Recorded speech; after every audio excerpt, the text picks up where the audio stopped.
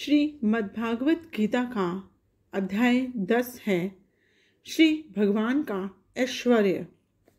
श्री भगवान ने कहा, हे महाबाहु अर्जुन, और आगे सुनो, क्योंकि तुम मेरे प्रिय सखा हो, अतः मैं तुम्हारे लाभ के लिए ऐसा ज्ञान प्रदान करूँगा जो अभी तक मेरे द्वारा बताए गए ज्ञान से श्रेष्ठ होगा। न तो देवतागण मेरी उत्पत्ति या ऐश्वर्य को जानते हैं और न महर्षि गण ही जानते हैं, क्योंकि मैं सभी प्रकार से देवताओं और महर्षियों का भी कारण स्वरूप हूँ, अर्थात मैं देवताओं और महर्षियों का भी उद्गम हूँ।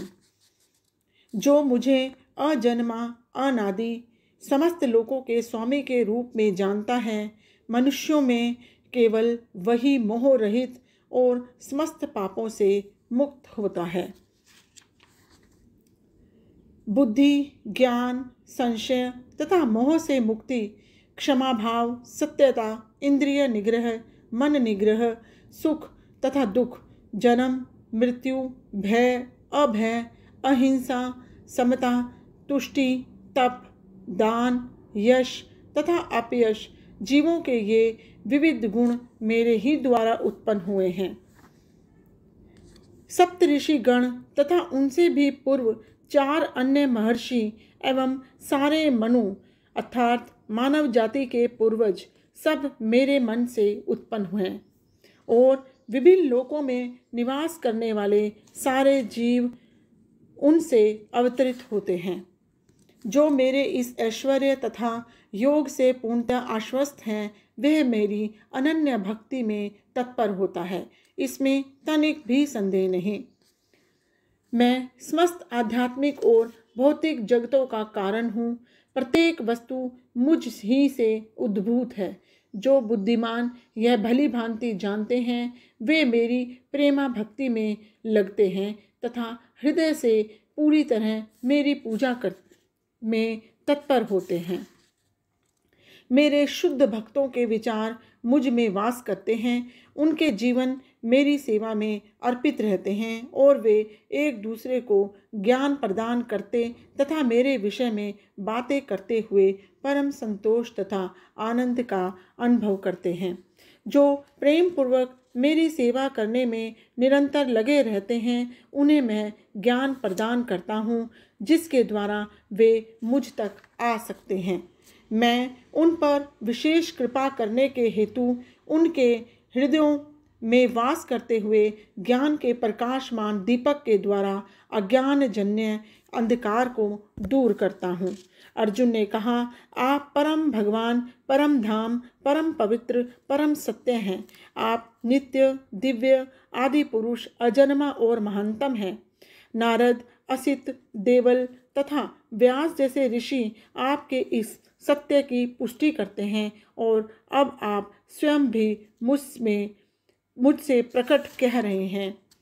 हे कृष्ण, आपने मुझसे जो कुछ कहा है उसे मैं पूर्णतः सत्य मानता हूँ। हे प्रभु, न तो देवतागण न असुरगण ही आपके स्वरूप को समझ सकते हैं। हे परम पुरुष, हे सबके उद्गम, हे समस्त प्राणियों के स्वामी, हे देवों के देव, हे ब्रह्मांड के प्रभु, निसंदेह एकमात्र आप ही अपने को अपनी अंतरंग शक्ति से जानने वाले हैं।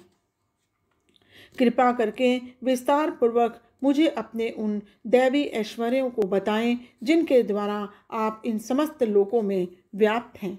हे कृष्ण, हे परम योगी, मैं किस तरह आपका निरंतर चिंतन करूं और आपको कैसे जानूं?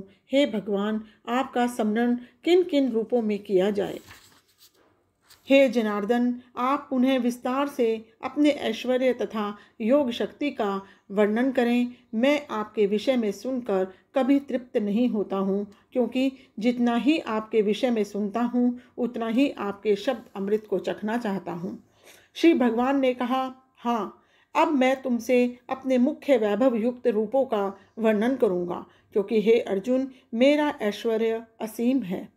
हे अर्जुन, मैं समस्त जीवों के हृदयों में स्थित परमात्मा हूँ। मैं ही समस्त जीवों का आदि, मध्य और अंत हूँ। मैं आदित्यों में विष्णु, प्रकाशों में तेजस्वी, सूर्य, मरुतों में मारीची और नक्षत्रों में चंद्रमा हूँ।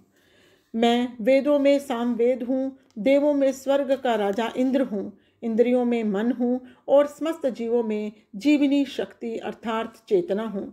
मैं समस्त रुद्रों में शिव हूँ, यक्षों और राक्षसों की में संपत्ति का देवता कुबेर हूँ, वसुओं में मैं अग्नि हूँ और समस्त पर्वतों में मैं मेरु हूँ। हे अर्जुन, मुझे समस्त पुरोहितों में मुख्य पुरोहित बृहस्पति जानो। मैं ही समस्त सेना नायकों में कार्तिकेय हूँ और समस्त जलाशयों में समुद्र हूँ। मैं महर्षियों में भृगु हूँ, वाणी में दिव्य ओमकार हूँ, समस्त यज्ञों में पवित्र नाम का कीर्तन जप तथा समस्त अचलों में हिमालय हूँ। मैं समस्त वृक्षों में अश्वत्थ वृक्ष हूँ और देवर्षियों में मैं नारद हूँ। मैं गंधर्वों में चित्ररथ हूँ और सिद्ध पुरुषों में कपिल मुनि हूँ। घोड़ों में मुझे उच्चैः श्रवण जानो, जो अमृत के लिए समुद्र मंथन के समय उत्पन्न हुआ था। गजराजों में मैं ऐरावत हूँ और मनुष्यों में मैं राजा हूँ। मैं हथियारों में वज्र हूँ, गायों में सुरभि, संतति उत्पत्ति के कारणों में प्रेम का देवता कामदेव और सर्पों में मैं वासुकी हूँ। अनेक फणों वाले नागों में मैं अनंत हूँ और जलचरों में वरुण देव हूँ। मैं पितरों में आर्यमा हूँ और नियमों में मैं निर्वाहकों में मैं मृत्युराज यम हूँ। दैत्यों में मैं भक्तराज प्रहलाद हूँ, दमन करने वालों में काल हूँ, पशुओं में सिंह हूँ और पक्षियों में गरुड़ हूँ। स्वस्थ पवित्र करने वालों में मैं वायु हूँ, शस्त्रधारियों में मैं राम, मछलियों में मगर तथा नदियों में गंगा हूँ। हे अर्जुन, मैं समस्त सृष्टियों का आदि मध्य और अंत हूँ। मैं समस्त विधाओं का अध्यात्म विद्या हूँ और तर्क शास्त्रों में मैं निर्णायक सत्य हूँ। अक्षरों में मैं अकार हूँ, समासों में द्वंद्व समास हूँ। मैं शाश्वत काल भी हूँ और संत्रष्टाओं में मैं ब्रह्मा हूँ। मैं सर्वभक्षी मृत्यु हूँ और मैं ही आगे होने वाले को उत्पन्न करने वाला हूँ। स्त्रियों में मैं कीर्ति, श्रीवाक, समृति, मेघा और घृति और क्षमा हूँ। मैं सामवेद के गीतों में वृद्धासाम हूँ और छंदों में गायत्री हूँ। समस्त महीनों में मैं मार्गशीर्ष तथा समस्त ऋतुओं में फूल खिलाने वाली बसंत ऋतु हूँ। मैं छलियों में जुआ हूँ, तेजस्वियों में तेज हूँ। मैं विजय हूँ, साहस हूँ और बलवानों में बल हूँ।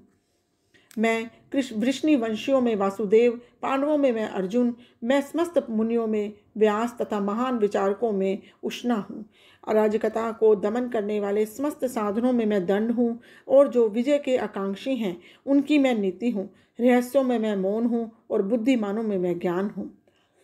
यही नहीं, हे अर्जुन, मैं समस्त सृष्टि का जनक बीज हूँ। ऐसा चर तथा अचर कोई भी प्राणी नहीं जो मेरे बिना रह सके। मैं परम तप, मेरी देवी विभूतियों का अंत नहीं है। मैंने तुमसे जो कुछ कहा वह तो मेरी अनंत विभूतियों का संकेत मात्र है। तुम जान लो कि सारा ऐश्वर्य, सौंदर्य और तेजस्वी सृष्टियाँ मेरे तेज के एक स्फुलिंग मात्र से उद्भूत हैं। किंतु हे अर्जुन, इस सारे विशुद्ध ज्ञान की आवश्यकता क्या है? मैं तो अपने एक अंश मात्र से पर संपूर्ण ब्रह्मांड में व्याप्त होकर इसको धारण करता हूँ। परमात्मा के रूप में ब्रह्मांड की समस्त वस्तुओं में प्रवेश कर जाने के कारण परमेश्वर का सारे भौतिक जगत में प्रतिनिधित्व है। भगवान यहाँ पर अर्जुन को बताते हैं कि यह जानते हैं कि कोई सार्थकता नहीं। सारी वस्तुएं किस प्रकार अपने पृथक पृथक ऐश्वर्य तथा उत्कर्ष में स्थित हैं। उसे इतना ही जान लेना चाहिए कि सारी वस्तुओं का अस्तित्व इसलिए क्योंकि कृष्ण उनमें परमात्मा रूप में प्रविष्ट है। ब्रह्मा जैसे विराट जीव से लेकर एक क्षुद्र चींटी तक इसलिए विद्यमान है क्योंकि भगवान उन सब में प्रविष्ट होकर उनका पालन करते हैं।